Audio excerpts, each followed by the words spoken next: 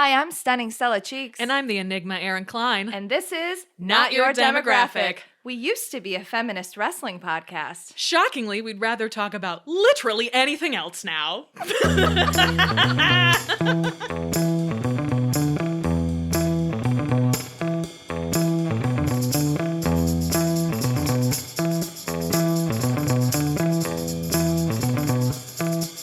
Welcome to the podcast. Hello, everybody. It's us. We're here on the internet. You know, dodgy sound quality as always. It's us. We turned our fans off today, though. Aren't we professional? Yeah. We're trying. I'm trying. I'm risking my migraine. I don't. This bitch is pregnant and she turned off her fan for you. I know. That's right. You better fucking appreciate it. Fuck you guys right up top. We're very aggressive today. Yeah, I'm like sleep deprived. And my body is betraying me and I'm taking it out on everyone. We're such fun, jovial hosts. You know, the way it always has been. How are you? I'm all right. We were talking before we started recording.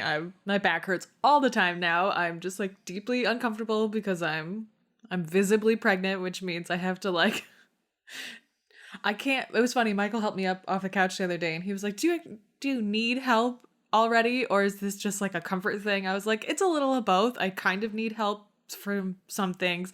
If my knees are above my hips, I need help getting up because my like center of gravity isn't in the right place.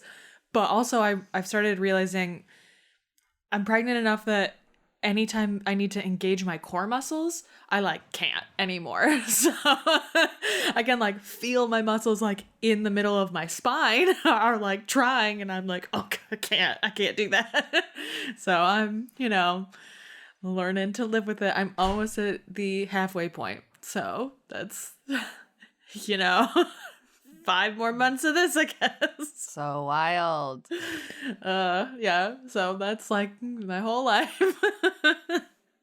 Adjusting to this bullshit. But other than that, like fine. Things are going fine. I have a bunch of like adult stuff I've been dealing with. It's one of those things where you look around and you're like, when the fuck did this happen? When did I become like a capital A adult? This is bullshit. I would like my money back, please. I want to go play on the train tracks. Yes. As like a child, like a Stand By Me situation, not like a I'm gonna jump in front of a train situation. Not an Anna Karenina situation. Yeah, just to clarify. How are you? I'm more of a Madame Bovary than an Anna Karenina, let's be real. I mean, fair enough. I think I told you guys this along, like when I read it a couple months ago, but reading Madame Bovary as a 32-year-old versus as like a 17-year-old, I was like, oh no. It's like, oh, no wonder I related to this as a child. I was like, this person is the worst parts of my personality. Oh, God. How am I? I'm doing pretty good. I had a really good week, aside from one day of a huge serotonin crash. Ooh. But that's to be expected. Me and Bobby of X-Trex fame went to Dragon Con, which was a very stressful situation that turned out to be really good. So, too long didn't read. I've gone to Dragon Con for many years, and I've performed at Dragon Con for many years. And in 2020, me and my friend Rosemary, who I do the Good Omens burlesque act with, we were supposed to do the burlesque show there. Obviously, it got canceled because pandemic. And then everybody got moved over to 2021, and we agreed to do it because it seemed like things were gonna be safe. La la la. LOL. And then obviously things took an interesting delta-shaped turn, and we really weighed our options of like, well, what do we do? Do we go? We didn't want to like pull out of the show again, especially because a bunch of other people were pulling out, and then like we had spent money on travel and blah blah blah, and so we all really weighed the situation, and we were like, you know what? We're driving there. We're staying in an Airbnb, which it turns out we weren't staying in an Airbnb because they canceled the night before, and we had to triage and try and find a hotel the day before Dragon Con, which if anybody has gone to Dragon Con, it's very hard to find a hotel late in the game. We found one, but it was rough. Wow. Yeah, and the only reason we knew is because our friend Jenna, who had booked the Airbnb, reached out and was like, hey, we have 4 people. Just want to make sure there's like enough towels. Should we bring towels? Should we bring pillows? And the guy was like, oh, wait, your thing's canceled. So there is a reality where we didn't call and we showed up and we had nowhere to stay. Oh my God. But it all What worked the out for the best. fuck? So it's fine. Yeah, that was a nightmare. I was like trying to tweet AEW Dynamite and I was like, I can't. I'm trying to find a hotel. And I had to like text Sean and was like, can you hop on the Twitter, please? I am like triaging a situation. Yikes. Oh man. But we went, and like Dragon Con, part of the reason we decided to go is like they said that you have to show your Vax card or a negative COVID test, and it was a fully masked convention. And we're like, okay, that makes us feel a little bit better. But honestly, I walked into it, I was like, I'm going to get COVID. Like, this is the weekend I get COVID. And I had all these plans in place for when I got COVID. And I was like, okay, we have a 3-story house, so I'll just live in the basement for a while. I can do some of my job from home. Like, was very transparent with everybody. I was like, this is just what's going to happen. And then we got there, and I was shocked and delighted by how well everybody wore their masks and how well maintained and safe I felt for a convention of like 50,000 people. That's I awesome. saw a handful of people without their mask on, and it was usually a fucking dude in a bro cosplay. Like literally with this like some people did like a 300 cosplay. It was like, okay, like my favorite show's from the 60s and I get that, but like, are we really doing a 300 cosplay? And so they had like their abs out and stuff and like no mask. And I was like, cool. Very cool. Very, very cool. I feel like it would be so easy to incorporate a mask into a 300 cosplay too. It's literally armor. Like, it would not be hard. Anyways, men are trash, evergreen. But for the most part, I feel like I could count on my hands the number of people were unmasked. And I mean, it's not totally shocking. Like Dragon Con specifically has like a very social justice history. Like every year there's like a charity that goes around. There's a blood drive. I gave blood for the first time in a long time because they recently relaxed the rules about when you get a tattoo. It's only 3 months now instead of a year. What? Oh, shit. Yeah, and in some states it's no, as long as it's done by like a professional in a safe environment, you can give blood the same day. So I gave blood. I felt very cool about it, even though it was it's the blood drive is sponsored by L. Ron Hubbard, but it's run by an actual organization where like the blood goes to like where it should go. It's not like L. Ron Hubbard the organization gets to be like, only give the blood to the Scientologist or whatever. But so you give blood, and then they gave me a copy of Battlefield Earth. It's like a thank you. It's like, I don't want this. So we left it in the hotel, like next to the Bible.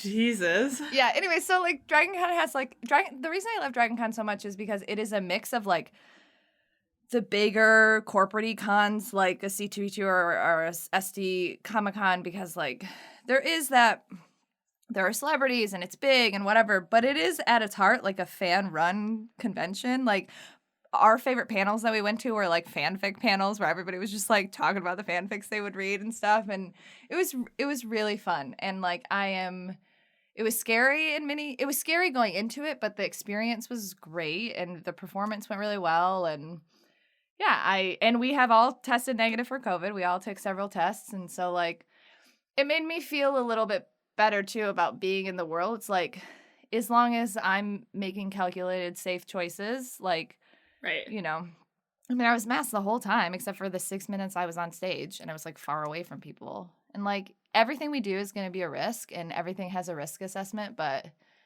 I don't know. It made me feel a little hopeful. I don't know. Yeah. Also got some cool swag. Like a sexy Mulder bookmark for you and me. I'm so excited. I saw that and was like, this rules. Yeah, so that was really great. And then I had a huge serotonin crash. But then, and this is going to be my rave, but my serotonin crash was on Star Trek Day. So I had like an awful day. And then I came home and I got to like cry about Star Trek. So like that at least was nice.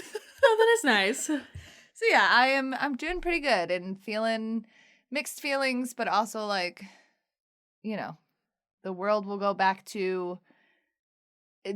never go back to the way it was, but there is like a hope in like adjusting to a new reality, I guess.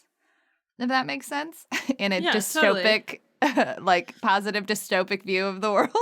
I mean, we are hardcore millennials. We fit right in the middle of that age group. That's literally what we've been doing our entire lives, is adjusting to new realities. So it seems something we're capable of handling, even if it sucks. Somebody recommended a book to me and I was like, I tried to read that book, but I like don't really read dystopia. And they were like, oh, what? And I was like, yeah, dude, we like live in a dystopia. I don't go out of my way to read dystopia. Like, I would just want two people like kissing and being like, isn't life great? Like, that's what I want. That's why you like romance. Yeah, don't give me like, oh, we're in the woods and we have to fight off all these cannibals. If the cannibals aren't kissing, I don't want it.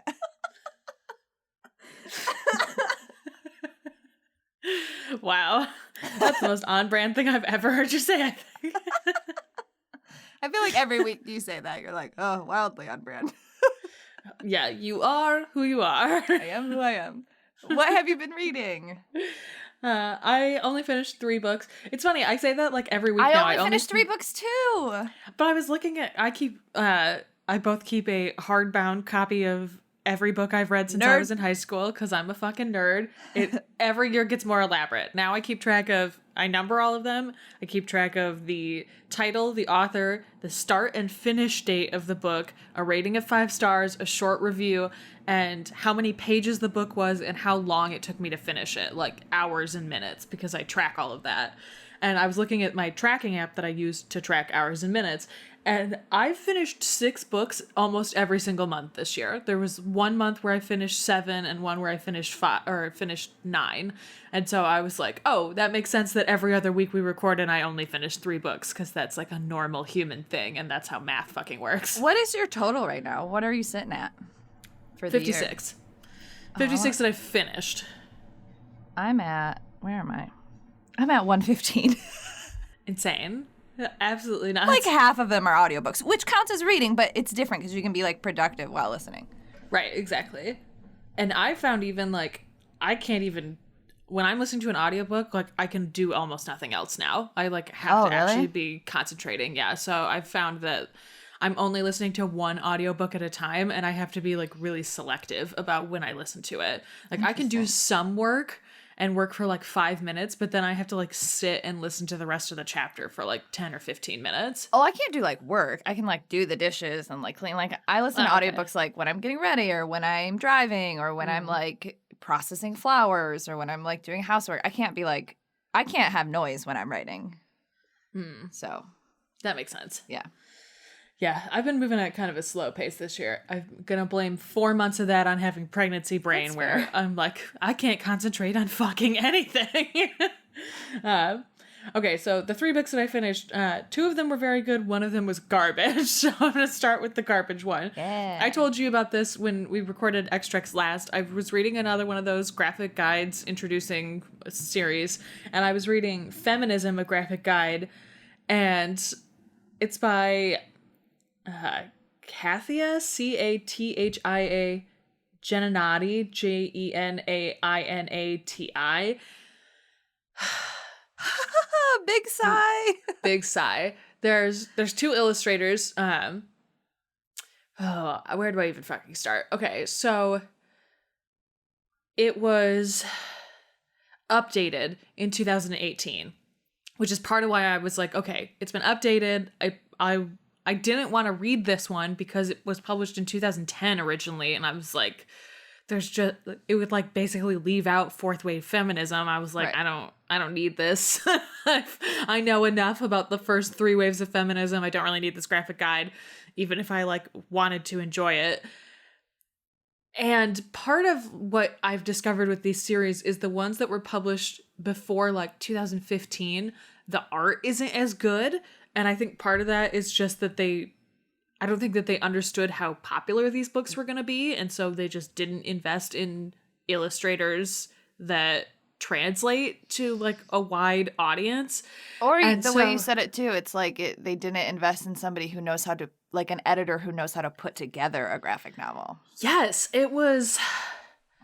So I realized what happened was, so the way I explained this to Stella was, it was like there were so many pages that were clearly supposed to be 2-page spreads that like you open up and look at as a 2-page spread that were back to back on pages, and it was driving me fucking nuts. And I realized when I got to the end, what happened was they put an updated page at the beginning of the book, but only one. And so it shifted the whole like visual look of it, which on one hand I get, but on the other hand, like the opening page was about Ida B. Wells and had a pretty good illustration on it. And the cover of this one is beautiful. It's really good. But it also gave me this like false sense for what the quality was going to be like. And so I was just like, what the fuck happened here? And almost half of the book was about first wave feminism. And it was so whitewashed. They just left out like, they completely left Black women out. Full stop, 100%. And it was bizarre. And the more I got through it, I was like, what the fuck is happening? Like, is this really just about white women? Like, it was so strange. And I was like, hate reading it by the end. I was like, I have to know, like, where are the updated pages? What is going on? And it was literally the last 50 pages of like 195 pages were the updated pages. And that's where all the Black women were. And this is like the most offensive shit in the entire world. So at the end of the original section, there was one page about Black women in feminism, and it literally said Black women weren't really involved in feminism until the 1980s. What? Yeah, I was like, oh no, I got so mad that I disconnected my headphones. I couldn't believe it. I was shocked. Speechless. It left me speechless. I was literally like shifted my whole body into like a fighting stance. I couldn't believe it. I was like, what the fuck is this? And then it was so weird too, because then you go to the next page and it jumps back 150 years and starts talking about Black women and women of color and feminism, because that's the whole updated section. I could see keeping that in to show the like ignorance and like the lies of many of like of white feminism. Feminism. But if you're gonna do that, you have to like add a page specifically like this book said that and that was wrong. Here is how we're fixing it. But to just leave it and then just jump. Insane. It blew my mind. I was just like furious. I didn't even know what to do at that point. And it sucked too, because the updated pages had much better illustration. And so it's like I've been suffering through illustration that looks like it's literally been made in paint. And some of it is like almost illegible because it's just really low quality. And then just shift into like, well, I'm glad that this was treated well and has like much better illustration to it. But like, like you said, why didn't they make any kind of note about like, this is really fucking offensive and this is not how we should think about feminism. Like it was legitimately shocking. And I do not recommend that anyone read this graphic guide. I was so upset. I was like, if I just read the last 50 pages of this, I probably would have liked it a lot. But I was just so flabbergasted by how whitewashed it was. And I guess part of that is like my own ignorance. Like, I seek out a lot of intersectional feminism because that's how feminism fucking should be. Yeah. But it was just like, I don't know, I guess I've never really read any like so completely whitewashed feminist text like that I was just like, flabbergasted is the only way I can think to describe it. It was so offensive. Insane. It made me legit angry. Yeah. It was like, this is really fucked up. So I do not recommend reading the feminism graphic guide unless you only read the first page and the last 50 pages. Do not read the rest of it. Because the whole time I was reading it, I was like, maybe they're going to address that they've whitewashed this? No, just straight up. I cannot imagine having read this before the updated version. I would have thrown that book in the fucking fire. Like, I couldn't even believe it. If you want a good graphic novel about intersectional feminism, though, we've talked about it before. Yes. Nikki Kendo wrote Amazon's Abolitionists and Activists. And it's actually a graphic novel that's aimed towards like tweens and teens. Yes. Like, I got it for my like 13-year-old cousin. She might be older than that. I have no idea. Maybe she's like 15. Who cares? I got it for my like teenage cousin. The art is beautiful. It's really intersectional. like it's a Black female creator. Like that is what you should read if you want a graphic guide to intersectional feminism. Right. And like Mickey Kendall's other book is Hood Feminism, The Notes from the Women That Feminism Forgot, which is specifically about the way that Black women have been pushed out of white feminism. And so like, you know, she fucking knows what she's talking about. And so, like, I completely agree. Do not read Feminism, a graphic guide. Read Amazon's Abolitionists and Activists. Like, it's so much fucking better. Yeah. And I think that's part of it, too, is I have this, like, high bar set for a graphic novel about feminism. And it was just like, oh, wow, this is so far below. This was, like, the bar was in hell, and it didn't meet it. Like, it was bad. It was and super not the bad. fun hell. No, not the fun hell at all. The next book that I read, speaking of hell, was called The Glassy Burning Floor of Hell by Brian Evenson. I picked this up because I saw it recommended on a book account on Instagram that I really like. And I started reading it, and it's a series of short stories that are kind of like loosely connected about like... Some of them are horror, some of them are sci-fi, some of them are like climate change apocalypse based sort of. But the first one I was like, why does this sound so familiar? It's about a sentient leg on a captain who like disconnects itself and starts to murder her crew. And I was like, wait a minute, what the fuck is this? It is included in the Tiny Horrors anthology. Yeah. And I was like, wait, what the fuck? And so then I went back and looked at the Tiny Horrors author list, and this author is on it. It is the exact same story. And so it's like a slightly expanded version of that story.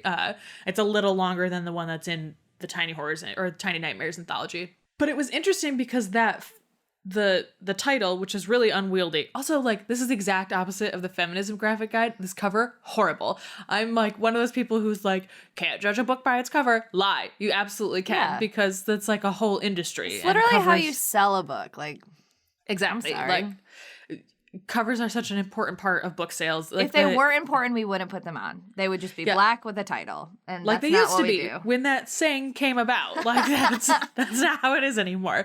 But this cover is like, it was designed by his wife, and apparently she does all of his covers. And once I knew that, I was like, okay, fine. I guess it's okay that sometimes you're not with somebody who's talented. Yeah, that's fine. But it was just like the cover, I mean, truly the cover is really awful. It's just like this jade green color with like a line drawing of a leg. Like, it's very bad. And so like when I saw outline, like a it's not good. And so when I saw the cover on the book account that I follow, I was like, ugh, this is hideous. What the fuck is this? But so many people recommended it that I was like, all right, I'll take a chance on it.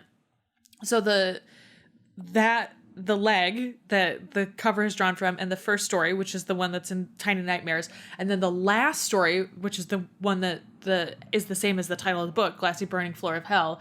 Apparently they're both based on a surrealist novel from like the late 19th century that is about a woman who experiences like a sentient being who she, like, in her mind anthropomorphizes as a leg.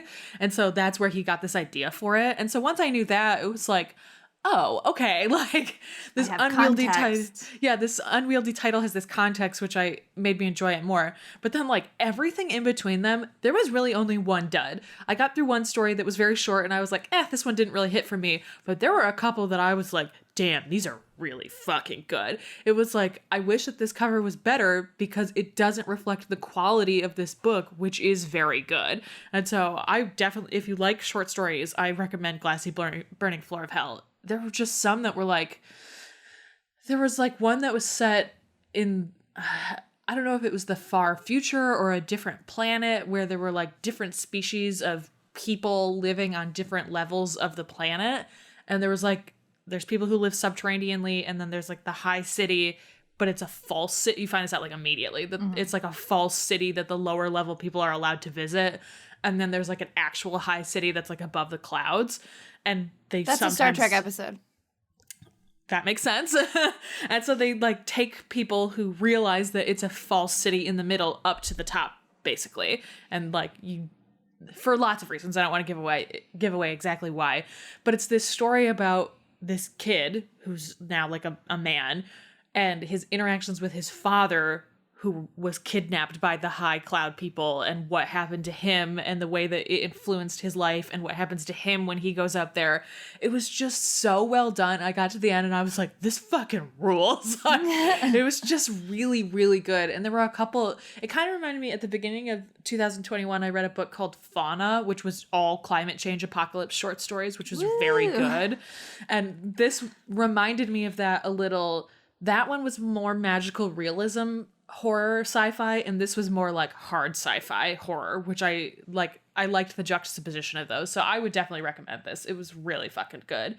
And then yesterday, actually, I just finished a book called The Sprawl, Reconsidering the Weird American Suburbs by Jason Diamond, which is literally about the American suburbs. And it's a nonfiction book, and it's about why the suburbs were built, why different communities exist, how they exist now, and like the decline of the suburbs, especially over like the last 20 to 30 years, and like what both like purposeful gatekeeping of those communities, how it led to like really serious economic decline, because when you like shove Black people out of areas, like they decline. Shocking. I know everybody's really surprised by this information. But he's from one of the Chicago suburbs. And so I thought it was especially interesting. Which one? He's raised in one, I didn't recognize it, but he spent a lot of time growing up in Skokie. And so it was interesting because at the end he was like, you know, I've spent years researching the suburbs. I've visited a bunch in different parts of the country. And Skokie is like the perfect suburb in many ways because it's still a suburb, but it's very diverse. Yeah, I was going to say, Skokie's like pretty diverse. Yeah, because it was originally... it was originally founded by Jewish people who at the time weren't considered white. And so they like made an effort to make it a very diverse suburb. And like there's sidewalks everywhere, which is very unusual for a suburb. Like suburbs are like purposely made to be very car friendly and like very not walking friendly because it keeps people out. Like you have to have the means to get around them. And like, that's like the whole design of a suburb in many ways. So it was really interesting to read about that. And the first suburb he talked about was McHenry, which is where my husband is from. And so it was like, oh shit, I'm like really familiar with this suburb and have been there many times.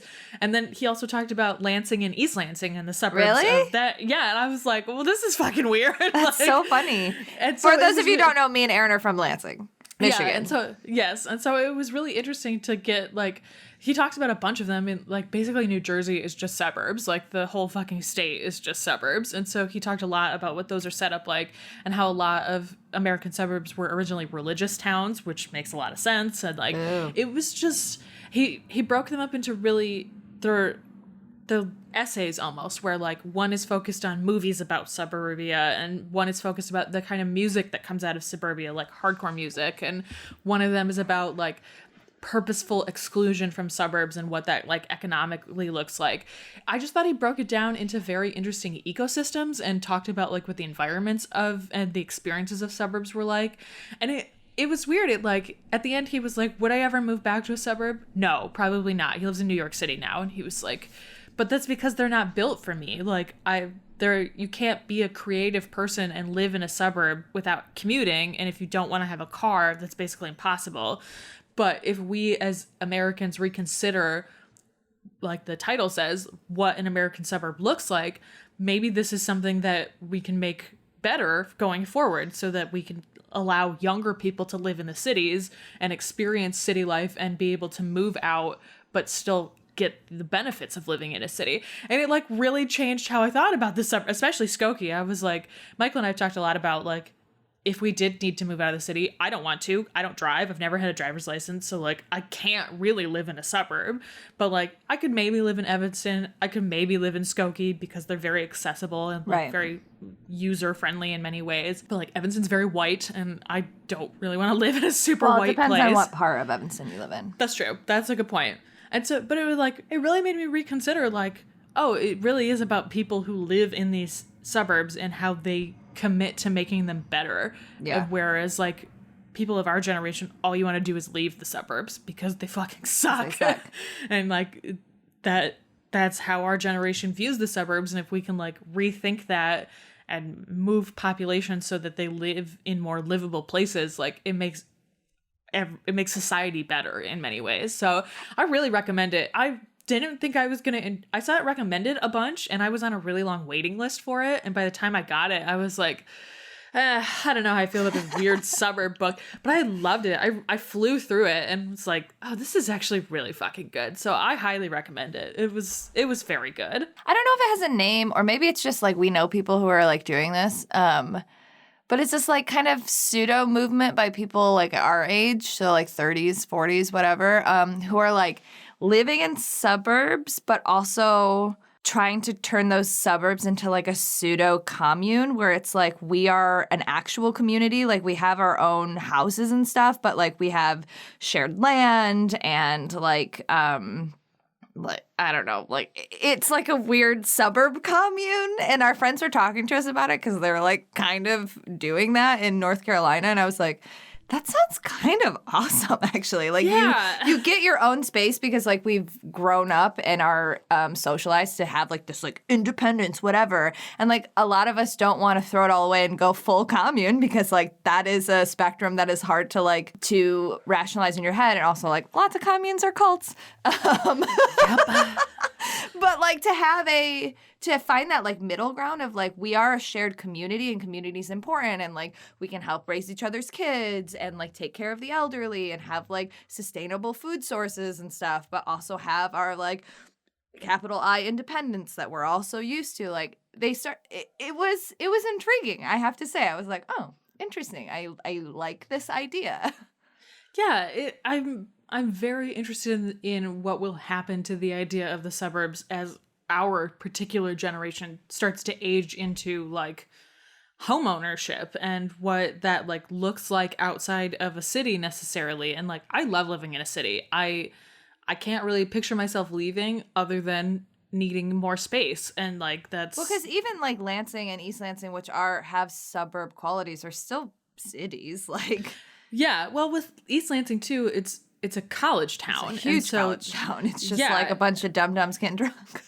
Right. And so like the parts of East Lansing that aren't the actual college campus are like by default basically suburbs because they're so removed from that. And then once the college kids are gone, it's a fucking ghost town. Yeah, and so it really feels like a suburb too. And like I'm from Delta Township in Lansing, so it's technically a suburb inside of Lansing, even though it's like...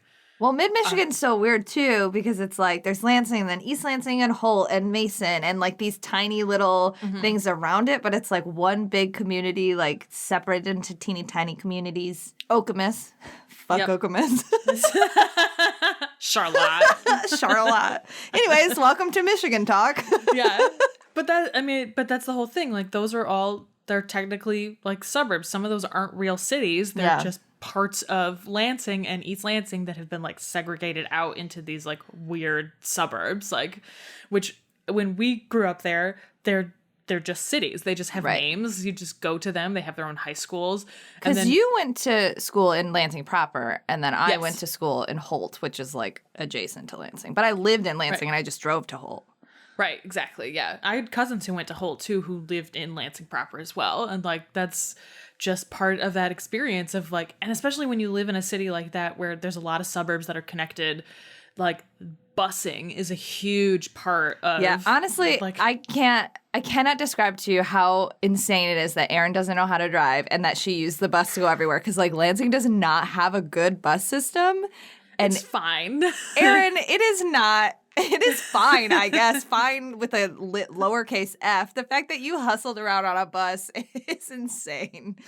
Yeah, that's part of why I'm like, the amount of time it takes me to get to places, I'm always like, oh, it'll take me like an hour and a half to get there. Like, no, it won't. You're still like very stuck in this. The bus only comes every 45 minutes place. My dad sent me a photo of the number 8 the other day. He was like, do you remember what bus this is? I was like, number 8, Pennsylvania, only comes every 35 minutes, if you're lucky. I'll remember that shit till I die. Oh, it's so wild. Anyway, what have you read? So I finished 2 audiobooks and a hardcover. The first audiobook I listened to is one that I've had. I think it was the first Audible book I ever bought, and I never listened to it. And I'm trying to go through my Audible, and that was like a decade ago. Like, because I like tried audiobooks and it didn't really click for me for a long time. And then like within the past 5 years, they've really clicked. So I think this was like my free Audible book. And I think I listened to the author on like the Nerdist podcast, which really like tells you how long ago it was. Because, you know, fuck Chris Hardwick forever. But it's called Bad Astronomy by Philip Platt. And Philip Platt is an astronomer. And so this book is him taking like myths and legends or whatever, or like misunderstood science and being like, this is why that doesn't make sense. This is what the actual astronomy is. And it's it starts off really small and it's like an egg balancing on the equinox and why that's like fucking stupid. And like you can balance an egg whenever. And like this is why the science behind that. And it has like a very 8th grade, 9th grade science feel, like accessible feel. But then it does stuff like the faking of the moon landing and like are aliens real and stuff. And it's not like extraordinary or anything, but it's really accessible and easy to read. And he is just like a weird dad joke scientist who's like trying to debunk like common misconceptions about science and astronomy. So I would say if you had like a middle schooler who is like into science or astronomy, or if you wanted like a really basic accessible book, it is good, but it's also like it was also written like 10 years ago, so it's just like dad joke astronomer. Let's talk about balancing eggs. And he goes so hard on like creationism, which is really funny too. He's really friendly and jovial, but then he's like, but here are some big fucking dum-dums. Which I loved. He's like, oh, you think that the moon landing's fake? Here is why you're fucking stupid. I love it. Perfect. Yeah. So, and he's like, you know, it was an enjoyable read, but again, it's like kind of, you know, juvenile, and I guess. I finished, I finished the City Track in the Discworld series. So one of my reading goals, check mark. I did it. Horns and praise abound.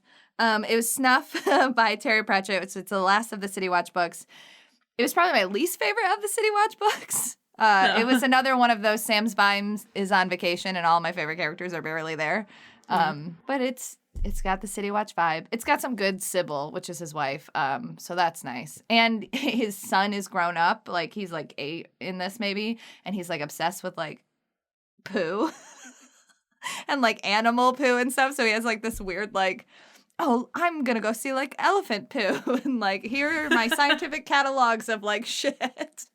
It's really funny. But yeah, so I finished that track. And I think my next track, I'm going to do the Witches track. Yeah, so that tracks. That tracks. That track tracks. And then the final book I read this week was called Chasing the Boogeyman by Richard Chizmar. I saw it like recommend on like New Horror or something, and I've obviously been really into reading horror. I don't know how I feel about it. It had like lots of really good reviews, and like Stephen King like praised it really highly, and then halfway through I was like, oh, you're like friends with this dude. No wonder you like praised it really highly. Like you guys wrote a story together. This is false advertisement. Yeah, that's the thing with Stephen King. Like, you got to take his recommendations with a grain of salt. Because sometimes they're like, oh, these are great. And then other times it's like, someone paid you to write this blurb, for sure. Well, here's the thing. I think that this book is good. I just don't think it's my style. So what it is it's like this interesting amalgamation of like a real life story and a fake story. So like Richard Chizmar is the main character in the book, and he's the real person. So it's like a true crime book, I guess. It kind of follows like a vibe of, what's Patton Oswalt's wife's book's name? I'll Be Gone in the Dark. Yeah. So it's kind of like that. It's like this person trying to figure out this mystery. So in the real world, in our world, in Richard Chizmar's hometown in like the 80s or whatever, there was a criminal called the Phantom Fondler, and he would like show up in people's like bedrooms and like touch their feet and stuff, and then they would like wake up and he would run out, and that was like a real crime that happened. So in this fake world, he expounded on that and like turned, like there's the Phantom Fondler, but then they also have this serial killer called the Boogeyman. And so it's told from like a memoir-y perspective of him writing about being just out of college and living at home for a little bit during the summer where all of these like serial killings happened, and him like trying to figure it out with the police and like what it did to like what is it like living in a small town where there's like a serial killer on the loose. And like it is really interesting because it's like a snapshot of like small town Americana and like his relationship with his like family and his relationship of like leaving his childhood behind, but also like trying to figure out the serial killer. And it's written in this like kind of memoir. Like it has like a lot of real world stuff like from his actual past, but then this like fake serial killer. And then at the end, it like has a huge time jump, and it's like due to like DNA evidence and whatever, blah, blah, blah, and a new detective on the case, like it was solved. Here's what happened. So it's got that like actual true crime vibe. And so it is an interesting way to write a book, and it is well written, but I don't care about true crime. And in many ways, it just felt like reading a podcast. Do you know what I mean? Uh-huh. And that's not my vibe. And like the fake serial killer has like, you know, like traditional, like I'm a dude who likes to like murder and rape young women. And I was like, oh, if you're not a cannibal kissing, I don't care. And so it's like I felt very much like Mulder in that episode where he was like, oh, I do not care about serial killer pathology. Yeah. I was like, I need that gif to like describe my feelings about this book. Like, I don't care about your past or why you're traumatized and why you feel like you need to like murder and like sexually assault young women. Like, that's boring to me. You're boring. I don't care about this. Yeah, you do need that gif of him being like, I gave up serial killers before I gave up aliens. You've seen one? You've seen them all. Exactly.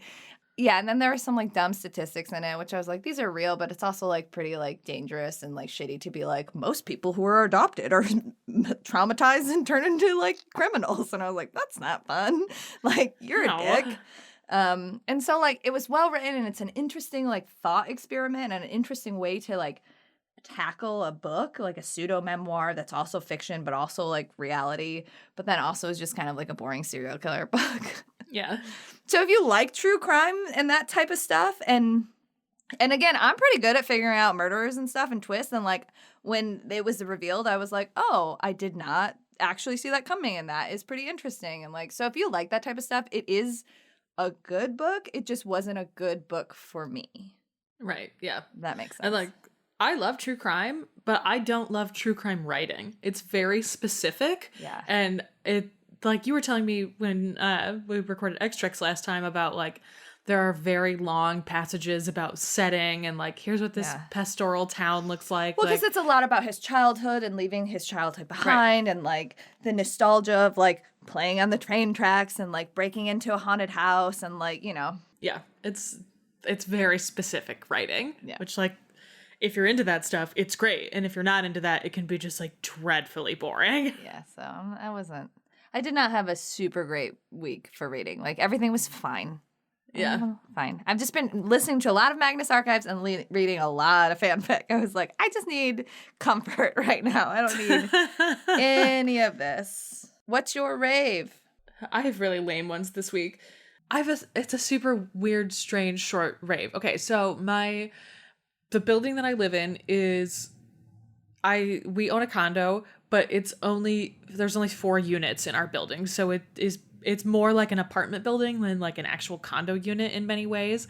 And 2 of those condos are empty right now because they were being rented, and then both of the renters moved out, and so now they're trying to actually sell the condo so that it's like a real condo building with the actual owner occupants, which has been an interesting experience to be like, I've lived in this building for a little over a year and we're the oldest owner occupants at this point, which is like, it's very weird. It was like, oh, when we moved in, some of these people had lived here for like over a decade, but they were renters, and so now it's us. Like we made a joke when we moved in. We were like, oh well, if we don't like the HOA, we can just take over, and then we like kind of had to.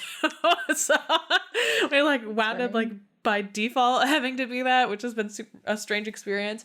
But the people who lived in the bottom unit, we loved them. They were a super cute family. It was a woman and her 3 daughters, and then her boyfriend moved in at some point over the last year, and he was the guy who took care of the yard, and so he like really cared about the building. And so they had done a lot in the backyard. Like they have a super cute garden back there, and they'd set up some like tomato plants. But when they moved, they didn't take any of it with them. So there's just this like untended garden downstairs, which I'm like, I guess this is my garden now. Like, because I walk past it and I'm like, I mean, we live in the city. I don't want to leave food out all the time because it attracts rodents and rats. Yeah. And so I've been like trying to, I have no idea how to care for a sunflower. If anyone can tell me how to care for like, this sunflower is enormous and it's clearly started to die, and I don't know how to prune it. I don't know if I have to cut the whole stalk down and let it grow fresh. I have no fucking clue. I can't find any consistent information about it. I was about to say, Google it? I did, and it was like, oh, well, you can cut parts of it off, but other people say you should just cut the whole thing down. Like, if someone listening has successfully cared for a sunflower, please tell me what to do with this sunflower. It's so pretty, but it's like, it's definitely dead now, and it like needs to regrow, and I have no idea what to do. But then they have this like tomato garden. I've always wanted a tomato plant, and I was like, well, I guess I have this tomato plant now. And so I've been like harvesting the tomatoes off of it whenever they grow fresh, and so now I just have all of these fresh tomatoes. Oh my god, bring me some. Yeah, I ate most of them yesterday because I was like, I'm pregnant and have a bunch of hummus, and so I'm gonna eat a shitload of tomatoes. But what I found, there are some like weird little spiky vegetables that are growing. I have no fucking clue what they are. I can't figure out if they're like ripe enough to pick. No fucking clue. But part of it is they moved, and so it's been like untended, and so some of it has died. Some of it like I can't, like the vines have started to grow into their other plots, and so I can't tell like, okay, do you belong over here? Do you belong over there? What vine belongs to what? And while I was harvesting the tomatoes, I noticed that there was a vegetable that had grown off of the vine that had grown between the chain link fence. It was between our chain link fence and the wooden fence of our neighbors. So there's this big ass vegetable like stuck between these two. And so I had to like pull the fence apart and pick it out. And I couldn't figure out what the fuck it was. So it kind of looked like a papaya. It was like weird. It was papaya shaped, but it was green. And I was like, okay, well, I don't know if I should pick this because I don't know if it's done or not, but I can't let it grow back here. And if in order to get it out of the fence, I have to pick it off of the vine. And so I brought it upstairs and I cut it open. It was a fucking cucumber. It was a giant papaya shaped cucumber. So I have all this like fresh cucumber kind of in my fridge. And I was like, wow, I wasn't expecting this. This is kind of nice. So I have this like unexpected garden that I've been taking care of, which I'm like enjoying. It was like fun. I also like went out and I tended it yesterday and like actually watered some of it and like pulled all the dead leaves off and tried to make it like, okay, I think these vines go to this patch. I think that these ones goes over here. So now I have a garden to keep track of for like the next couple months until the winter comes. And then next year, like a lot of that stuff is perennial, so it should just grow back. So we'll see next year what my new garden is. I was like, I hope that these people are okay with this. Because at first we thought they were going to come back for it, but they've been gone for almost a month. And I was like, I guess this is just my garden now. So I have a new garden. That's my rave. What is your rave? I have 2 raves. One is a mini rave because it's honestly brought me ceaseless joy this past like 2 weeks, is your new unfounded and weird obsession with Misha Collins. Obsessed. He's so you weird. You have seen exactly one episode of Supernatural. And he was in like 4 minutes of it. And you have and as I recall, it was like a weird shell. He like wasn't even a person, basically. Yeah, it was early season 4, so it's like he hasn't developed really as a character yet. But you have realized that Misha Collins is a wild, chaotic human and is very entertaining. And you've just gone all in, and I love it. Like, I texted you about his poetry book, and you're like, girl, I already bought it. Yeah. And in our Discord, in our Patreon-only Discord, which you can get access to if you subscribe to our Patreon for as little as $1, so NYD Productions, or patreon.com/NYD Productions. But we have a channel now, I don't know if you noticed this, Bobby set it up, that it's just called Misha Madness, and it populates whenever Misha Collins tweets. So we get notifications whenever that weirdo tweets. So weird. He is chaotic good, and I love it. He is a weird, like the queer, like... Yeah, he's the definition of like a chaotic bisexual, and I'm just like obsessed with it. It's so bizarre. Like, I'm only invested in him as a weird chaotic bisexual. I don't care a lot of at all about work. his acting. He dunks on Supernatural and shit all the time because he's like, no, I played this character pretty gay. Nope, you're all right.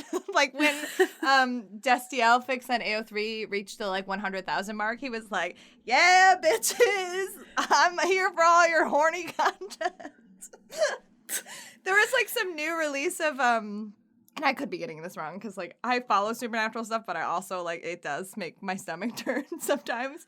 But there's like a release of like Italian subtitles of the like the big episode or whatever, and he recorded a video of him saying like I love you in Italian, and everyone was like, Mishka. What a fucking weirdo. And he's like, come on, buy my book so I can get on the erotic poetry charts. So funny. It's so weird. Yeah, I have zero expectations for this poetry book, but I was like, I'll spend $14 to support this weird bisexual man. Yeah. Sure, why not? Weirdo. I love it. I love how much you love it. And you have like you texted me the other day and you're like, I had a dream with Dean from Supernatural in it. I don't even go here. What the hell? It was so weird. It was such a weird involved dream. And in the dream, I was like, this isn't right. This is fucking weird. Why this is a Supernatural episode. I'm in a Supernatural episode. I just love the osmosis of my obsession just like infiltrating your brain. I think it's funny too because it's like never happened with any of your other obsessions. Like there are not real like I didn't really get by osmosis into like oh my god, I'm totally Good Omens. The moon one. The moon Sailor Moon. Oh yeah. The moon one. It's like no, the moon is my thing. Yeah, you're the moon fan. The fake moon one, the one with the girls from the planets. The anime. Not how that works at all, but sure. I know. But like I didn't get into that by osmosis. Like much against your own wishes. Haven't gotten into Hannibal yet. You'll get there someday. Kissing Cannibals. But like some reason Supernatural, I'm like, this seems like a disaster. It's also because like it's a weird monolith that like infiltrates into your brain like a fucking parasite. Yeah, and like I know a bunch of people who are now watching it for the first time and are tweeting about it on Twitter. And so every time I see people tweeting about it, I'm like, this is a nightmare. Like this must be what it's like when people see me live tweet the X-Files, because this is a nightmare. The thing is Supernatural is both it exists in a duality. It's both an incredible show and also the worst show you've ever seen. And the duality of it is just like, it traps you. You have nowhere to go. You can't hate it because parts of it are really, really good, like very good. And you can't love it because parts of it are like, they fight bees with their hands and also a lot of women die. And it's the worst, but it's the best. And I'm stuck in purgatory. I wish I was in purgatory. Dean was really hot in purgatory. Get out of here. God, so covered ridiculous. in blood. It was really good. I love a man covered in blood. That's my type. That's old school, Stella. That's been going on for a long time. That's not new. Anyways, that's my first rave is your weird Misha Collins obsession with like no basis for it. No. My second rave, my real rave, is so Star Trek Day was great. I love that it was a little bit later. I love that it was really focused on all of the new Trek. Like we got some old Trek stuff, but it was really focused on all of the new Trek. Will Wheaton was a delight. Micah Burton was like great. I haven't really interacted with her, but like she was a delight. She's LeVar Burton's like daughter. Such a good host. Like really like that was great. The like live orchestra band where they were playing all of the themes was super good. But again, I love the focus on the new Trek, and like the Lower Decks cast was such a delight. All of the Prodigy stuff was really cool. I mean, the Picard trailer looked like shit to me because I think Picard is a shit show, but that's a different rant.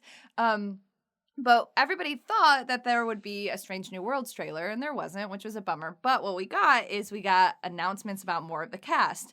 And so, like, we knew that it was a legacy show. Like, it takes place between Discovery and TOS. It's got Captain Pike and Una and Spock, and, like, that was already exciting because we get to know who those characters are more, and we know that the show is going to be episodic, so, like, old school Trek. It's just very good casting, but we already kind of know who those characters are at least a little bit because they were in Discovery. But then they like announced the rest of the cast, and the moment I'm like already tearing up. I can like feel my tear ducts like swelling. The moment they announced the rest of the cast, they were like, "Oh, and we're going to have Cadet Nyota Uhura and Nurse Chapel and Dr. Mbenga." And I was just like, oh my, like the moment they said Nyota Uhura, I was like, oh no. I cried for like 20 minutes. I was so excited and so happy. And then the other announcements were great too. Like they had at least queer presenting, I don't know their actual orientation, but queer presenting Latinx like woman as one of the ensigns. They have a blind Andorian who is played by an actual blind actor, which is really cool. And then they had a Noonien Singh, which is really interesting, like a female, like a young female, a Noonien Singh. So it's like, how does that fold into the whole perspective? Also, there's rumors that they're gonna have T'Pring on the show, which is like, how does that work? Yeah, I'm really, really excited, and I think that the actors that they got to play those characters like look really great. Also, the actress that plays Nyota Uhura, like I started following her on Twitter. She seems like awesome and has like an activist bent in her Twitter, which I think is awesome and important in like new Star Trek. Like Star Trek is not perfect by any means. Like there are a lot of things in Star Trek that are not great, but like it does have a history of like wanting to be at least progressive and like a social justice bend. And I think it's important to have actors who are like actually blind, actually queer, actually like activists, like take these roles. I'm just like really excited. Like even with the like J.J. Abrams stuff, like we got to see different sides of these characters that we love, but like to have like a really young Nyota Uhura, like and like a young Nurse Chapel, and we loved Nurse Chapel. We talk about her all the time, but she was a really important part of TOS, but she never quite breached that barrier, right? It's just like kind of the cast that made it into all the movies and stuff. Like those are the big ones. And she's in the movies here and there, but not really. And so to have like a fully fleshed out main character, Nurse Chapel, is so exciting. And you haven't met Dr. Mbenga yet. Dr. Mbenga is in maybe 2 Star Trek episodes. He's a black doctor, which is exciting, but also he is a doctor that specializes in Vulcan medicine. So to have like his character fleshed out is super exciting. Like he's in fanfic all the time because people are like, we love Mbenga, like put him in the background. It should be Bones and Chapel and Mbenga. Like they have to be there all the time. And so to get his character fleshed out is super exciting, but also to have Spock be, on the ship and have a doctor that specializes in Vulcan medicine, and it's especially because this is like a young, more emotionally reckless Spock. Like they even talked about on the Strange New World panel how in the first episode of Star Trek, the original pilot, The Cage, which you've seen part of because of the menagerie, there's that scene where like Spock sees the flowers and smiles and like, has this, and in Discovery, like he has like a nervous breakdown and has all of these like wild emotions and stuff. And so it's going to be really interesting to see this young Spock played by Ethan Peck, and who is learning how to control his emotions and how to suppress them to be, or to, do whatever he does to be the Spock we know in TOS, and to have like a Vulcan specific doctor there while he's doing that, I think is really exciting. Yeah. I'm super fucking excited. Anyways. Star Trek rules. I love it. I'm crying. That's my rave. Star Trek's the best. I love it. I texted you right away. I was like, Nurse Chapel! Yeah, I was pretty excited. I was like, fuck yeah, I'm into that. It's going to be good. And honestly, like Strange New Worlds for you, as one of the new ones, like you'll be able to jump in and watch that from the get if you want. Like, because it is episodic, but also it's a lot of characters you already know. But I think Discovery is hard to just jump into because they have this like big storyline and it does rely on a lot of other stuff. And I like Discovery a lot, but it is convoluted in many ways and hasn't really found its footing. I think it did in the last season. Season 3 found its footing a lot more as its own distinct show. But I think Strange New Worlds has the potential to just like reignite, to bring in new fans for real. Like this is something that you can jump into. Also like A+ show for a bisexual because everyone is fucking banging hot. Yes. Perfect. So that's my rave. What's your rant? My rant. Okay, so I really enjoyed the casino battle royale that AEW did for All Out. In general, I really enjoyed All Out. I thought it was a really strong pay-per-view in many ways. I thought it really started to fall off. The first 2/3 were really good, and then the Jericho MJF match to the end was kind of like, it's not bad, but it's not fun. Yeah, it just started to drag in a way that I was just like, okay, I'm not like committed to any of this anymore. Like, it was hard because like as soon as they announced the Jericho MJF match, I was like, there's no fucking way Jericho's retiring. Like, that's not happening. Yeah, and I think that they did a very good job of a false retirement story. I thought, especially with how badly Cody's was and like out of nowhere Cody's was, I felt like there was enough that Jericho did and there was enough that they committed to that I was like, are they really going to do this? Is this really it? Because I mean, he is old and he does have old. And he's good on commentary. They could transition him to another role within AEW. It's not like he would have to leave. And he's about to go on tour. Like, there was just enough stacked up that I was like, okay, I'm willing to believe. I'm willing to get marked into this. This is like, I'm okay with this.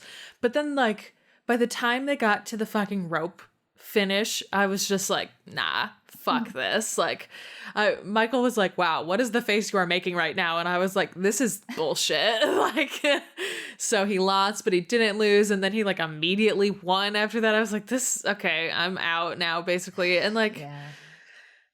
I find the Punk stuff very exciting. I totally get why people are into it. I have zero nostalgia for Punk. The only thing I've ever seen of his like live was his final battle royal or Royal Rumble in 2012, which is a horrible introduction to Punk. And like, I mean, that's what he talks about in that interview with Colt Cabana, like how awful that experience was. Now he had like a MRSA infection the whole time, and so like not a great introduction to him. I've since seen where he won in Chicago against Cena, but that's it. I've like never really seen anything else of Punk's, and so I'm just not hyped for him in the same way. And I fucking can't stand Darby Allin. Darby Allin. Get fucked Darby Allin. I'm tired of his little art films. I'm tired of he's bad on the mic. He doesn't give a good promo. Like, I also have no nostalgia for Sting, and it makes me dislike Sting that he's with him so heavily, which is like really weird. Like, it's weird to see Sting interact with other people, and I'm like, oh, I get it. I get why people love Sting. I could definitely get into Sting if he wasn't attached to this fucking doofus. And like, yeah, they are really like they really try and make Darby Allin like cool, and he's just not. And also like on top of that, there have been some not insignificant allegations of like gaslighting and emotional abuse and like physical abuse from that douchebag, and it's like, I didn't like you as a wrestler anyways, and I believe women, and so like fuck you. Yeah, I'm just like, I hate that this is what we're investing in. And so, and part of it too, Michael and I, like, just by total coincidence, the like next day I happened to put on the there's a Bret Hart 1-2-3 Kid match from like the fucking early 2000s, and there are some like literal beat for beat exact moves that Punk clearly used from those, which was interesting and was like, oh, okay, I get it. The older veteran and like the newer kid and like this dynamic that they're doing. And so we found some people who like put them literally side by side, and it was like, wow, there are like 5 where you literally just, and Punk, I kind of like that actually. And Punk was calling the match, and so it's really clear that he was the one who like was setting it up like this, which I liked that. But like in the moment, I didn't know that's what was happening, and so I was just like really disconnected from it. And like, who gives a fuck about QT Marshall? The Punk match to me, like I was bored, especially because the Jericho MJF stuff really tanked my energy. But I think the last third of it was exciting and did justify the match. And I think like for our first match back after 7 years, could it have been better? Yes. But I think it was decidedly solid. Yeah, that was the thing, is it was like, if it had been bad, at least it would have been bad. But it was just like, I was just bored. It was just boring. It was like, yeah, I was like, I wish I could be more invested in this. And like the idea of Punk of wrestling Hook, I'm in. I'm so fucking into that. Like, I love that. hell yes. Send me Hook. I don't know. It seems like that seems like his whole thing right now is that he wants to wrestle younger talent, and like, fuck yeah, give me Puck. I love Twitter's obsession with Hook. Michael is super into Hook. Like, so Michael, are a lot of people. I play into it on the Cage Side Twitter because I think it's delightful and very funny. I'm like, I love the idea of Hobbs versus Punk. I love the idea of Stark versus Punk. I think that those will both be very good matches. Stark a lot more because he's very good, and he's very good. His little promo last weekend, I don't know if it was Dynamite or Rampage, but it was like a 10-second promo, and I was just like, man, this guy is dripping in charisma, and they need to use him more. Yes. Yeah, and so he does not need a stable. Ricky Starks doesn't need a stable. No. And like I like the three of them together because I like Taz, and I think that it's an interesting dynamic to have the three of them together. But also, like, what a cool experience as Hook to probably get your first fucking match in AEW with fucking Punk. Like, that's wild. Like, I'm way more into that than I am into him fighting fucking Darby Allin. So I just felt this like very disconnect from it. And with the Kenny Christian one, it was like, Kenny's gonna win. Like, we all know he's gonna win. He's definitely not losing. We've literally already seen Christian beat him. Why are we doing this again? That match was a means to the end. That match was a means to an Adam Cole reveal and a Bryan Danielson reveal. Right. And so by the time we got to those reveals, I was hype. Like, because I mean, we knew Bryan was coming. Like, that was obvious. Yeah, I was way more excited for Cole than Bryan. I was too, because it was so surprising. I was not expecting him to come out. When it happened, I knew he was coming. Like, I knew that they had signed him, but I wasn't expecting then. It wasn't like, oh, this is going to be the reveal at the end of All Out. I was really expecting Bryan, and so when Cole came out instead, I flipped out. I was so excited. I also flipped out when Suzuki came out. Yeah, that was so cool. Fucking excited. Like, oh, I'm so excited. And they're really gonna dropped the ball on that. They're going to do a tag match with him and Arthur versus Kingston and Mox in Madison Square Garden, which I'm very excited about. Like, they have to do something with Suzuki after like that. They just shit the bed with the timing on the one on Dynamite. Yeah, that match was fine, and like I enjoyed it. But you could tell that it was stunted. Yeah, they cut off his music, which was weird. It was like, no, I want to listen to his music. That's like the whole fucking thing. We're all excited to sing his music because we actually know it, and like that's cool that an American audience is so connected with this Japanese wrestler. Like, I literally like hurt my neck. I jumped off of my couch so quickly. I was like, oh my god! Me and Bobby were in our hotel room in Atlanta, and we went, "Murder Dad!" Yeah, so fucking excited about it. And so like, my overall all out thoughts. But then I really fucking enjoyed the women's casino battle royale. I thought that they did a really good job of including so many women. I wish that there was a way that they could, I mean, it's just the setup of that type of match where it's hard. It doesn't seem like the camera operators know whether to focus on what's going on in the ring or who's coming in. And so I hope that they can figure out a way. Everyone always bitches about battle royales, and it's like, it's just the nature of the match. People were like, oh, it just wasn't that good. And I was like, no, it was good. It's a battle royale. They're sloppy. They're like meant to be sloppy. Like, that's kind of the chaotic energy of a battle royale. Right. I thought it was good. I thought the storytelling was good. I thought the final 3 was really interesting. I thought the final 2 was really interesting. Ruby Soho's debut fucking ruled. It did. I was really excited when she won, about and it. then she looked at Bryce and said, "Hi, Bryce." Hi, Bryce. Oh my god, it was so cute. I loved it. I just thought it was so good, and I enjoyed that so much. But then the next week on Dynamite, I think there were literally like 5 or 6 women's promos that they just shoved into like 30 seconds, which was so fucking weird. It was like, you have this perfect opportunity to expand more on these, and here you are just like literally shoving all of these women together, and you are not going to give any of them the time that they need except on Dark, which I'm so frustrated with. Like, great. I'm glad that you're giving them this time and that eventually when you're on a streaming service, this will all look the same and no one will be able to tell the difference. But now, today, while we're watching this, it is on YouTube and it is not your actual broadcast. And like, I'm very frustrated with that. You have 2 shows now. Figure it out. Right. And like, I tweeted this the other night that on Rampage that there's such an easy solution. Give them a fucking trios title. Like, yeah, that's my big... I saw your tweet and I was like, God damn, I hate when our tweets are productive because this one needs to be retweeted. Yeah, and like, I was just so... Like, I've said this a couple of times, but I feel like they've done so many trios matches with the women, and it's because they don't have a belt for them other than the singles one, right. And they don't do a ton of tag matches with the women. They do a lot, but not a ton. And so it feels like they default to trios because they're like, shove them all on TV, whatever, put them out there. And like, just do that. Like, actually do that. Titles. Just give us a trios title. And like, it seems like Tony Khan wants a trios belt because he focuses on it. He uses that language specifically, which is like, there's not an American broadcasted wrestling show that has a trios title anymore, especially now that Lucha's not around, like, or Lucha Underground's not around. And so it feels like that's what he wants. Just fucking give it to the women. Like, you're not going to be able to build that division in the men's division.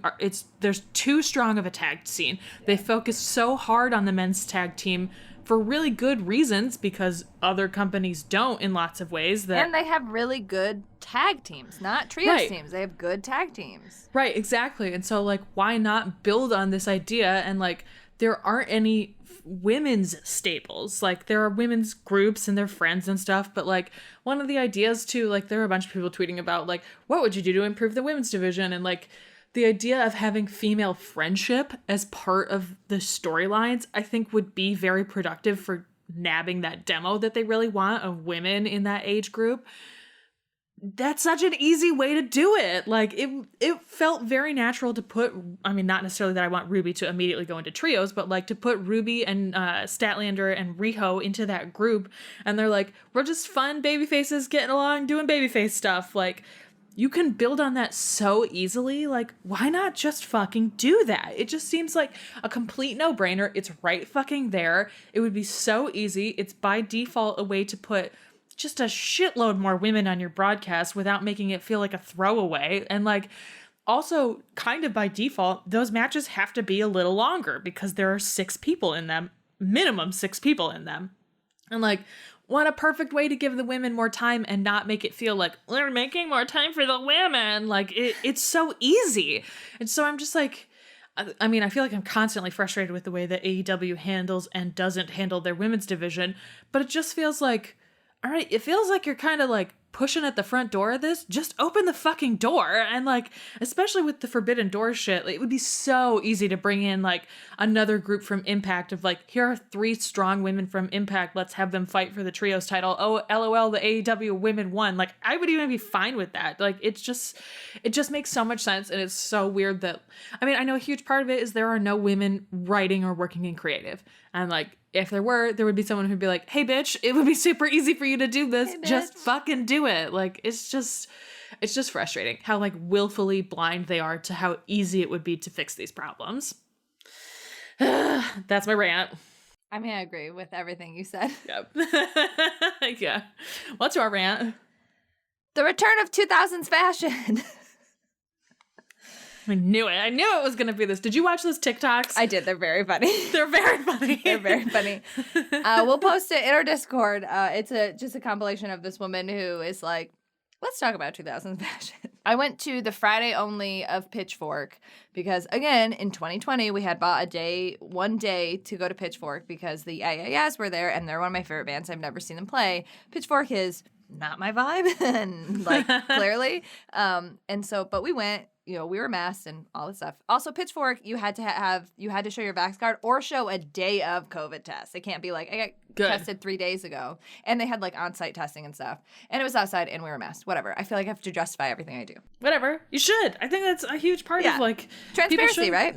Yeah, exactly. I don't think that people should feel comfortable being like, I just go out and I do a bunch of stuff. Like, yeah, you should have to prove that you're doing things to mitigate this literal plague that we're living through. So I appreciate that. Good. I'm glad. So we went, we like debated it. We like tried to sell our tickets, but we had Nick was like, oh, this is one of your favorite bands, so I'll get like the plus tickets. So like they were a little bit more expensive and stuff, so they were harder to like sell or whatever. I didn't know anybody playing except for Phoebe Bridgers, and I don't like Phoebe Bridgers. I think I'm not really into like whiny music. It's just not my thing. Not my thing either. But we were like, we'll go. Like, we haven't seen each other because I went to Dragon Con and then Nick had to travel for work. And I was like, it'll be nice for us to, like, go and spend time together or whatever. But, oh, my God, you guys, the fashion is so bad. I can handle the 70s. I like a lot of the 70s stuff. I like a lot of 90s stuff. I think it's cool, whatever. Early 2000s was bad. It was bad for everyone. Everyone looked bad. You could be super hot and you'd still look bad. It's bad. Patchwork quilt skirts, bad. Weird, like, little scraps of fabric that don't hold your tits up, bad. Bandanas in your hair, bad. Butterfly clips, bad. Frosted, like, eyeshadow, bad. Giant platform heels, cute sometimes. Maybe not for an outdoor concert on uneven ground. Yeah, no. I took a picture of this girl's shoes because she was literally sitting there crying. I didn't take a picture of her. I did not violate her rights. I just took a picture of her stupid shoes. Her feet weren't even in them, so like no foot fetish, whatever. Because this girl was sitting there weeping because her feet hurt. And I was like, I'm having some serious schadenfreude because like I'm having a lot of fun like laughing at your dumbass for wearing giant platform heels to an outdoor concert. Yeah, so stupid. Low-rise jeans, bad. No. All those like weird bedazzled crosses on the butts, that's still starting to come back. Terrible, awful. Ed Hardy, like, bad. Ugh. Why would you pay $200 to look like you went to Abercrombie and Fitch? Don't do it. It's terrible. Oh. You know what? I think most people look fucking stupid in like mom jeans, like whatever. But at least they like seem pretty comfortable. Why? Yes. Do you want to be out here showing your ass crack for free? It's 2021. Make money on it. Like, come on, what's wrong with you? Are you supposed to be industrious? Get out of here. Oh my God.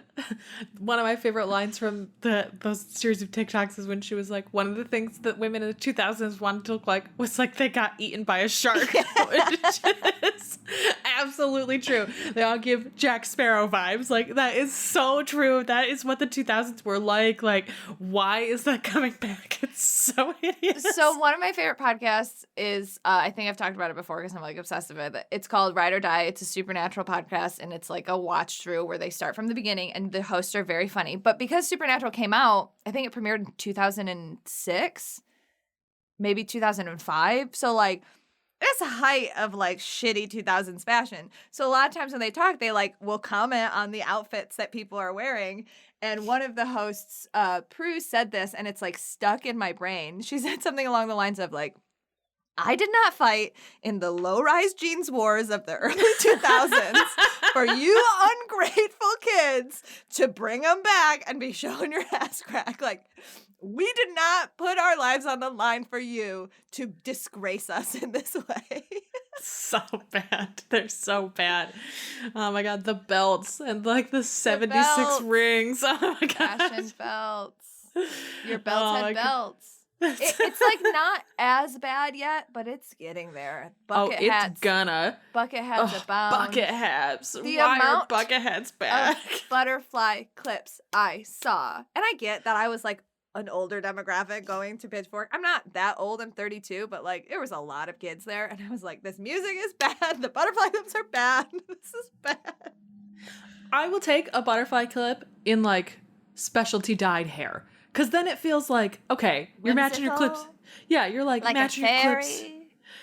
Fairy core. Like, you're matching your clips to your colored hair. Okay, I can see this. I'm fine with it. I love a barrette. I think barrettes, that's an 80s thing, though. Yeah, I love a barrette. You can do a barrette. You know, I don't know. It's just a lot. The, like, patchwork quilt skirts. I wore so many patchwork quilt skirts in the 2000s. I honestly thought I was gonna start crying blood when I saw somebody with like a bandana and their hair tied that way where it was like the triangle. I was like, oh no. Oh my God. Anyways, I'm old now. We're so old. You can pry my high-rise jeans out of my like cold dead hands. Yes, I agree. Oh my god, those platform shoes. Look, I own there are a so lot- many pairs of them. I love platform shoes, and I think that you can, like, because, there are some 90s, 70s stuff that, like, got turned into terrible shit in the 2000s. So, like, you can get away with them. You just have to, like, style them the right way. Do not wear platform heels to a concert. If you got to do platforms at a concert, do, like, a boot or something. Like, well, that's the thing, is it's a very specific 2000s platform where it's bifurcated. There's the platform in the front, and then there's like the big like arch in the middle, and then that like square chunky heel. Hideous. They're so fucking ugly. Again, I wore so many pairs of every single day of middle school. I wore giant black goth platform shoes. So like I did my time. I like goth platforms. Ugh. I hate a square heel. I think it's fucking hideous. Are you about to say you did your time in the platform heels wars? Yes, I did. I did. Ride or die's right. I did all of my time, and that's how I feel too. It's when people talk, like, I know that they're very good. Do not come for me, stans. I'm not interested in being converted. People talk about BTS and how they're like the most amazing boy band. I did my time in the boy band war. I already did this. I refuse to get sucked back into it. I know that their music is good. It's very catchy. They play it in lots of commercials. I understand it's very jingleable. I don't care. I just cannot get involved in that again. It's a lifestyle, and I just don't have time. I don't have time for that lifestyle anymore.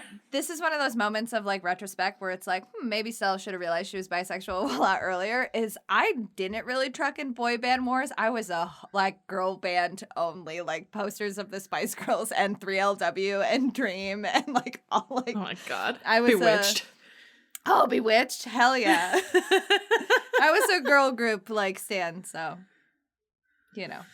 I also had a collage of Liv Tyler in my high school locker. You know what? Like, 2020, like, vision is a hell of a thing. I was just like, I just like her a lot. Right, you get older and you're like, wait, did I want to be her or did I want to kiss her face? Wait a minute, I think both. Whoops. Anyways, do not put frosted eyeshadow on your eyes, please. Oh my God. We're so old. We're not even. Objectively, the 2000s fashion is bad. There's nothing good about it. Celebrities look bad. Everybody looked bad. Chunky highlights are bad. There's a lot of really interesting, cool stuff in the 90s and 70s. There was no good fashion in the 2000s. Everyone looked bad. Boys looked bad. Girls looked bad. Non-binary people looked bad. Everyone looked bad. We all looked fucking stupid. Why are we doing this again? Oh, my God. These, like, young kids, all of them, looked terrible. Yeah, there's something about 2000s fashion that's like, why did we do this to ourselves? Jinko jeans, giant pants. Yeah, where, like, men wore these, like, giant weird pants that made, like, everybody look insane. It's like, men's fashion is easy. What are you doing? It takes work to make men's fashion look terrible, and the 2000s did it. Whatever, man. You can show your ass crack and have your flared jeans drag into puddles if you want. That's on God. That's on you. I will say, the second gaucho pants come back, I'm buying like 100 pairs. Yeah, you're pregnant. Wear a gaucho pant. I still have a pair of gaucho pants from the 2000s. They're bright orange. Michael hates them. Every time I wear them, he's like, these are hideous. I'm gonna burn these. Can't wear them. But they're so comfortable. Do you still have your cat corduroy pants? I do, but they don't really fit me anymore. They're not the right size. I have them in my storage locker because... Never get rid of them. Yeah, Michael was like, you have to get rid of these. And I was like, I can't donate these. Who's going to buy these? They're hideous. Also, it's just like a piece of our past. You can't get rid of them. I have the cat corduroy pants, which for people who don't know are bright pink corduroy pants with not big, very small embroidered cats like... all over them. There's like 40 embroidered cats all over these corduroys. And then I also still have the math sweater, which is also very hideous. It has a stain on it. I can't get out, so I can't wear it anymore. Just get a like patch, like a math patch to put over it. That's a good idea. Just like a cosign. Michael's gonna be so pissed. Why did you get this out? Why are you wearing it again? I got a patch. Math. I got a patch. I love math. Oh, okay. Okay, Oh, so we did get one Peg, Marry, Kill from Jolene. I don't know if you'll be able to answer this, though, so we should also get a question out of the stack. Okay, I have a good question. Okay. The Peg, Marry, Kill is Gwen Stacy, Mary J. Watson, and Felicia Hardy. Felicia Hardy is Black Cat. She's like a sexy cat burglar. It's not like Catwoman, but like not like Catwoman. Okay. Okay. Mary Jane. Okay. My instinct is marry Gwen Stacy, kill Mary Jane, because I find her deeply annoying. And fuck Peg, I guess. Fuck Peg. I don't know how it works with women. This cat lady. Yeah. Got it in one. That's the right answer. Okay, great. Fantastic. Yeah. I've always found Mary Jane so annoying. And I could never tell, like, is it the way that she's just depicted in, like, the animated series, the Spider-Man animated series, and then obviously the Tobey Maguire movies? Or is her character, are those good interpretations of that character and she is just very annoying? Can you see that? That's Black Cat. She's banging hot. Oh, she's super hot. Yeah, definitely want to fuck That was the Black right Cat. choice. Yeah, for sure. Just like don't bring anything valuable. I mean, fair enough. That's how I live my life. Yeah, Mary Jane's a boring character. Even when they like tried to make her interesting and like, oh, she's a superhero now too. You're like, yeah, she's boring. Sorry, you made her boring for a really long time. She's boring now. She's forever boring. Yep. Sorry, redheaded Mary Jane. Even though I do have a picture of Mary Jane in my comic book wall because it's her turning into Venom and it's a really cool like pinup. Oh, that's who that is? That's I Mary didn't realize that was Mary Jane. Okay, interesting. It's just mostly a cool drawing. And Yeah, it's I'm a really horny for Venom, so monster fucker. Unsurprised. Unsurprising. Carnage kills somebody with their tongue in the trailer. I'm very excited for the movie. All right, what's your question? Okay. What is the thing that you call another person when you can't remember their name? I don't know. Probably dummy, to be honest. That's not inaccurate. You know it. That's not inaccurate. No, that's very true. You know, that's dummy. I this is terrible, and I feel like the reason I get away with it is because people laugh. I just use the word bro so much. It started out ironically, and I just like use it and like sprinkle it into things that people like, yeah, bruh. What's up, bruh? Hey, what's going on? And then I'm also like, I will ask. Because a lot of times what happens is it's burlesque people where I'm like, okay, it's appropriate for me to make sure I know what your name is, especially because I have to like, or like, what do you prefer props. to be called? Like, do you want your real name, your fake name, your right? Exactly. But yeah, I feel like I fall into bruh and girl just as like hey, general. Girl. Yeah. Girl, what? What, girl? Like, hey, dummy. I feel like as I get older and like have a child and I have to start referring to children that I don't know their name, I'm going to be the person who calls everyone sport. Like I love hey, champ. I love old people calling children champ, chief, sport. I think they're so funny. So when I came back from Dragon Con, I was like, I just want to sit and watch TV, but I get like really emotionally invested in Supernatural, so I have to like take my time with that. And I was like, I just want something I can put on. So I put on the 1990s classic, The Sentinel, which nobody remembers. But one of the main characters calls the other main character Chief all the time. And I think it's really funny. I like that a lot. Hey, Chief. And in the fan fiction, he calls him Chief too. So it's pretty good. That's cute. We know somebody from back home who called everybody boss. And it was like, I didn't realize that Toad. Oh, yeah. Like, he calls everybody boss. And like, I didn't realize at the time it was because he's just a huge stoner who can't remember people's names. Right. But like, I also kind of like boss. I think boss is like I feel like that's more of an East Coast thing because that's very New Jersey to call people boss. But like, as we get older, I'm like, ooh, I can start using boss, chief, sport. Like, I'm into that. I will become that person. When I was a preschool teacher, I used to call everybody like bud or buddy. Like, hey, buddy, what do you need? Mm-hmm. I think that's a good one too. That's such a funny question. I like that my answer was like very aggressive. Like, that dummy? Again, very on brand. I am who I am. You are who you are. All right, that's it. That's a super long podcast that you somehow listen to. Yep. Thanks, everybody. You can find us on the internet. I'm at Stella_Cheeks on Twitter. I'm at NYD Urgency on Instagram. You can follow our production company Twitter at NYD Productions on Twitter, and you can use and on Instagram, and you can use the hashtag #NotYourDemoPod to interact with this podcast specifically.